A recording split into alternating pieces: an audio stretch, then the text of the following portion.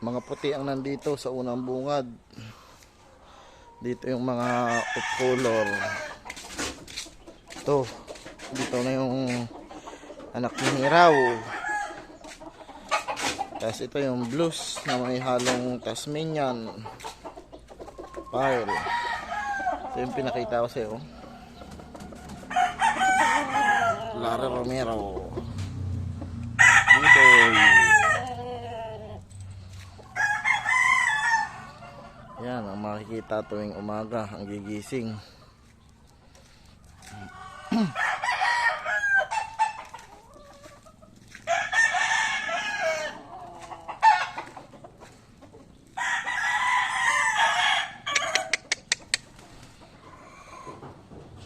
Kalat ang inahin ko dito. Nalpasan ko muna mga inahin ko. Mga ayaw magsitlog. Walang laman ang ano ko. Ito, imported. Oh, Shamo yan. Galing yung ano, India. Kaso kakatayin yan. Yan, nanabungad sa akin tuwing umaga. Mga manok. Ito, sa November, nakikaidi na naman ito. Hihiramin daw naman niya. Tapos dun sa binabai, yan naman ang hihiramin.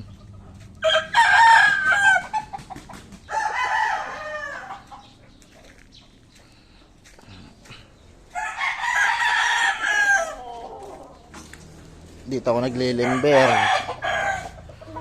Ito mga limber. Ang incubator ko, ayan, hindi na nabubuksan. Hindi na nakakapagsalang. Ito, puro manok. Puro manok pa to, mga white kelso. Mga pagulangin.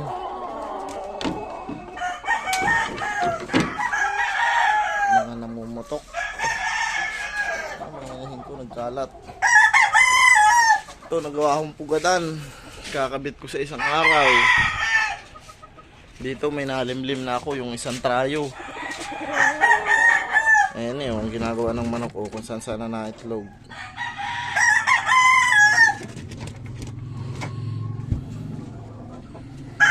Kung saan sana nag-iitlog ang mga manok. Dito nagawa din akong pugad dito eh. Wow, wala pang itlog.